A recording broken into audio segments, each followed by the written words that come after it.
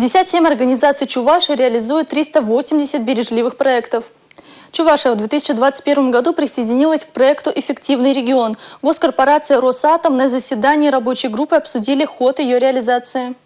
За первый квартал 2023 года начато 58 оптимизационных проектов. Из них 30 в органах исполнительной власти Чувашской республики и 28 в муниципалитетах.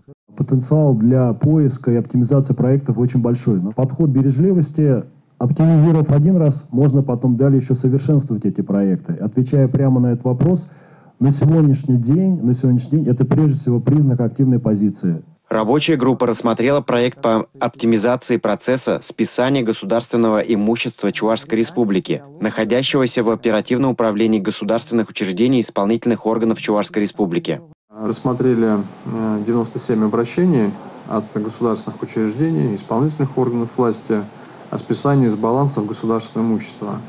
Но вот мы только из этих 97 до конца довели 32 обращения, по ним принято положительное решение, издано соответствующее распоряжение о списании имущества.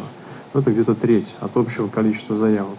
В отношении всех остальных, 67% работы, были направлены письменные отказы. Для решения данных проблем в рамках оптимизации процесса необходимо сократить продолжительность списания госимущества от подготовки и сбора документов учреждениям до подписания акта выполненных работ с 47 до 24 рабочих дней и на 100% автоматизировать процесс, отметили участники заседания. Александр Отеков, Николай Скворцов, Республика.